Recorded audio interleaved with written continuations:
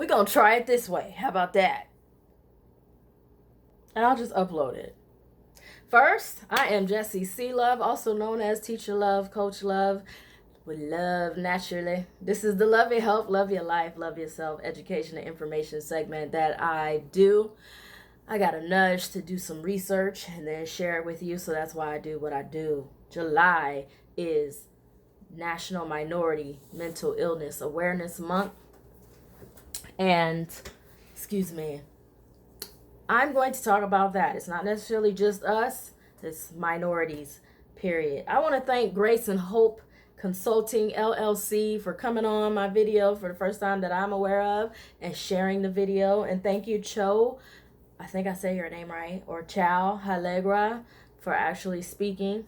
Monday, I did the segment where I talked about suicide because it was like we just gone through like the 24th or 25th anniversary of Phyllis Hyman's death by suicide from depression, and Don Cornelius, Donny Hathaway, Karen Washington, and so many others. Those are just celebrities that we know about, as well as how it's growing with little boys and little girls, how we're making them grow up too early, little man, and them being invisible, not wanting to go to school. That was from July 1st. So Monday, Wednesdays, and Fridays, I will be talking about something related to mental illness, interchangeably with mental health. The National Suicide Prevention Hotline is 1-800-273-8255. TALK is the last four.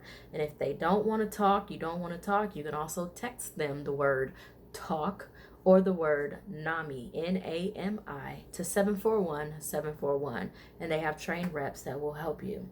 SafeBlackSpace.org is someplace in Sacramento that I'm aware of where you can go and talk, as well as NAMI.org, with the National Alliance on Mental Illness, and EachMindMatters.org. Awareness and positive action helps with our healing. So I want to go over some assumptions and to talk about misperceptions of being mentally ill and what it means. I'm not a medical professional. In case I didn't say that, I do research and readings. So I'm not here trying to cure, mitigate, diagnose, or treat any kind of disease, health issue, or disease. Consult your medical professional. Do your own research.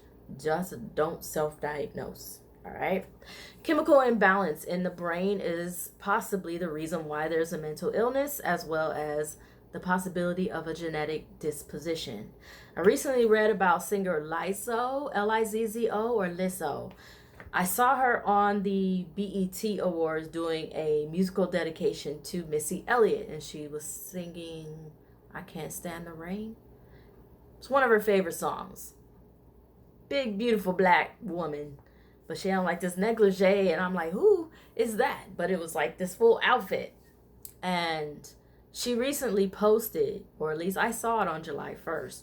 I quote, "I'm depressed and there's no one I can talk to because there's nothing anyone can do about it. Life hurts. I self-love so hard because everything feels like rejection. It feels like the whole world be ghosting me sometimes. Sad AF today. But this too shall pass. SO all the messages of love. Thank you." And in that, Marc Jacobs ended up posting that he struggles and has struggled with depression his entire life. When I saw the video, it had over 1.6 million views and over 17,000 comments. A lot of celebrities reached out to her, as well as those who are not celebrities reached out to her.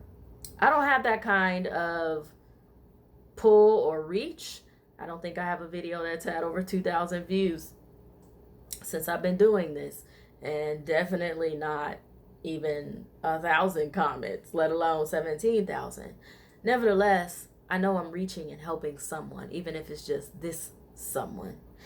Recently, she even had Lizzo had 22,000 people in a stadium while she got ready to perform, breathing in love and exhaling toxicity. Her post, however, came after all those performances with BET and even the MTV performance where she did a dedication to Class Act with Whoopi Goldberg, and Whoopi saw it and invited her to come speak on The View. She still posted about her depression. because she realizes she has triggers. She gets triggered when she feels rejected, as well as when she feels inadequate. And she said her sadness can be as temporary as her joy. It's like a wave. She's also aiming to play Ursula in the upcoming movie Under the Sea, the remake of it. Hey, let's go over some assumptions and some truths and a few statistics today. Not in any particular order, but I'm going to go through them. There's about 10. Number 1, people with mental illness are dangerous and violent.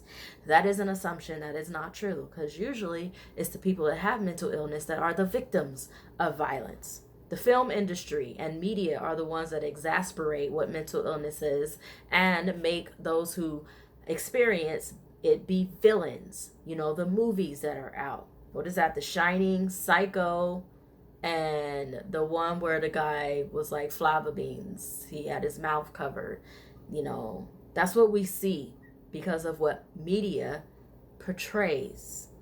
Jack Nicholson. You know, no. Mentally ill people are more likely to be the victims of violence, and that's from the American Journal of Mental Health. Most are not violent.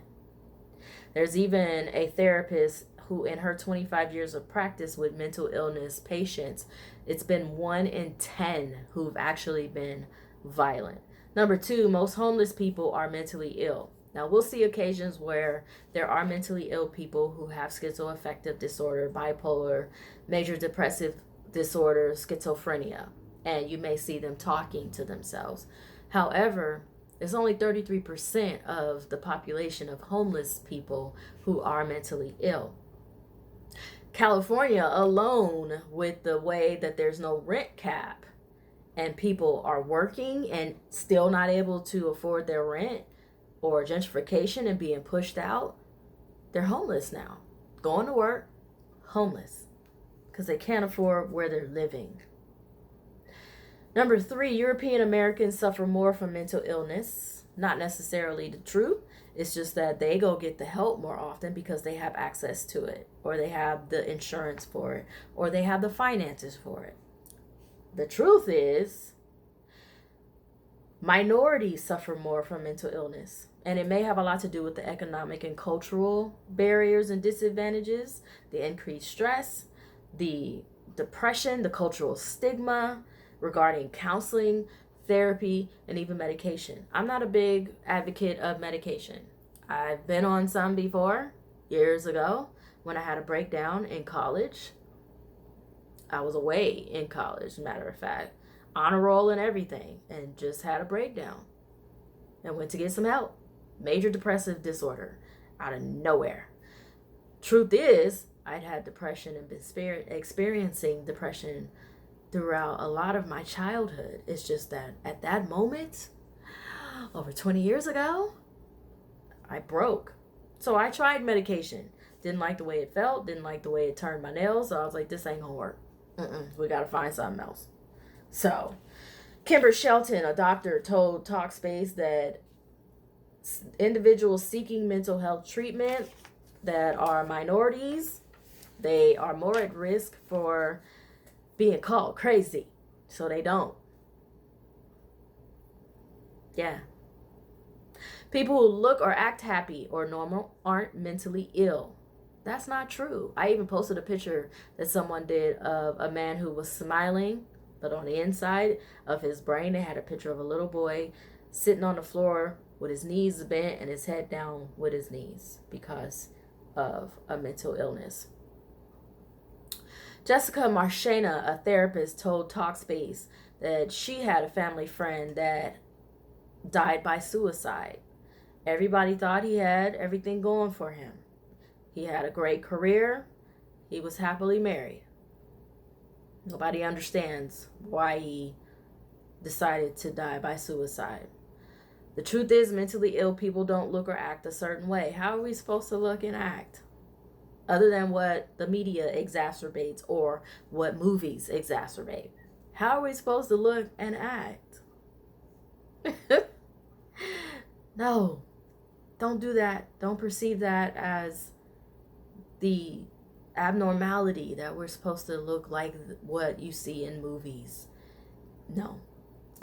Another assumption is people with mental illness are at fault because they don't have enough willpower to change it. I'm starting to look at it as we're a living testimony that recovery is possible.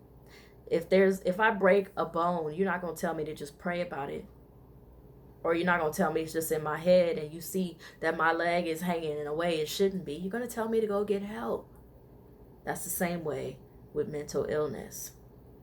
We don't know what's going on. That's a misperception or misconception about it. Yeah. Don't judge somebody by the outside. Just peacefully support. You wouldn't tell somebody that has pancreatic cancer that they are pancreatic cancer and it's their fault that they have it. You wouldn't tell them that. You wouldn't tell somebody who's autistic it's their fault. They're autistic. No, you'd be supportive. You'd ask them how you could help them. You'd find ways to support them and not trigger something, even if it meant food changes. Yeah. Mental illness and physical illness are separate, as if it's all in somebody's head. No, the brain and the body are connected. The body and the brain are connected, which is why I've been trying to figure out what this pain is. I know I'm not depressed. I'm not feeling depression. Now, I have a little sadness about being in California, but I'm not depressed. And we're not finding out what it is. So, we just got to go deeper. The mind affects the body affects the mind. Just like a mother who sacrifices her body for 10 months in order to carry a child and bring forth that child into the world. During that time, she may develop postpartum depression or depression that becomes postpartum after the birth. Her husband should not be telling her to snap out of it. It's not like it's a light switch that can be turned on and turned off. You support her. You find out how you can help her. Yeah, that's what you do. Mental illness defines the sufferer. Another assumption. No. You don't say that he is cancer or she is cancer or he is pancreatic. No. He has cancer. He experiences, I say experience, or he suffers with depression or suffers with anxiety or experiences anxiety. Not he is anxiety. We develop coping skills. Sharing the information helps to take the cover off to help someone else, basically. Let's see. Another assumption, they are fundamentally different people. No, they're not. Don't let media and film give you extreme portrayals of people that have mental illness and then you think that they're different from you. No.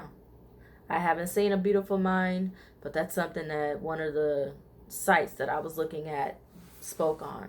The truth is, we're usually not so different, and it's possible for someone to become mentally ill and then treat the illness. It could be your local food restaurant owner who has anxiety, experiences anxiety. You may not know unless they tell you. Many sufferers don't mention the illness because of what people at their jobs will say. Yeah. Fear of being fired, even. Those who speak about it, yeah, we bring awareness to it. Stars and everyday people, the stars and everyday people, both publicly and professionally, openly talk about the struggles with mental illness. Kevin Love, I watched him have his breakdown during that Cavs final, that series, when he broke down in front of thousands of people on the court. He eventually started talking about his mental illness. You have David Banner, who came to realization that he was depressed, and the way that he dealt with it, the coping skill that he had, he would use women, having different women all the time instead of dealing with his depression. Lizzo and how she's come out talking about hers. Marc Jacobs, Demi Lovato and her health initiative called Be Vocal, where she's talking about her bipolar disorder or illness.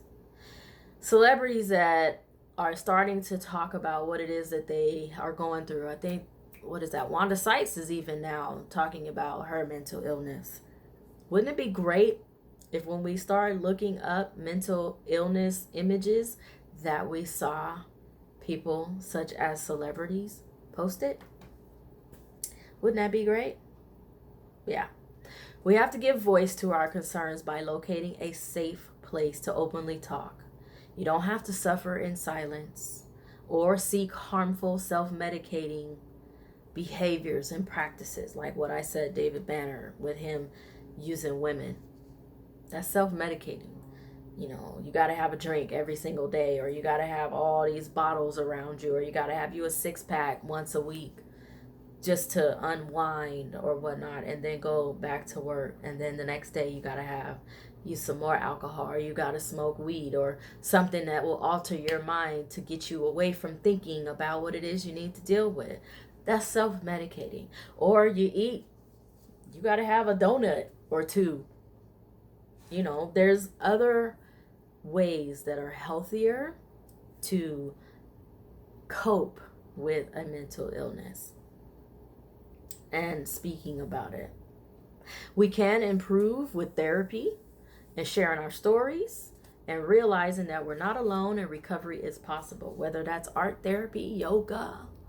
You know, there's some people, I think, that they started working out a lot.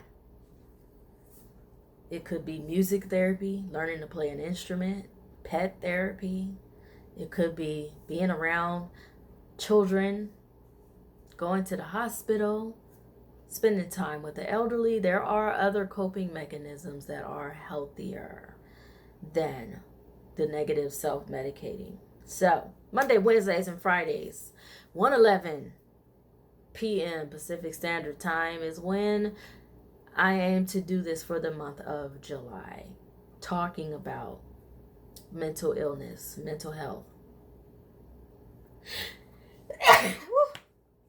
God bless me. Okay, I need to take me some multivitamin.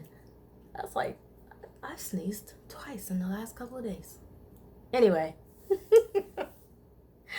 I appreciate your time. Thank you for watching the recording. I apologize for those of you who've been looking for me since 1:11. This has been over 3.5 hours I've been trying to do this, and it's been an issue. Whereas you have all this nonsense that's loaded without a problem. I know somebody needs this, so this is the 4th day, and it's recorded. Woo! Make it a lovely day, not just for you. Find someone else to make it a lovely day for them too. And remember that the first wealth is your health. Love you.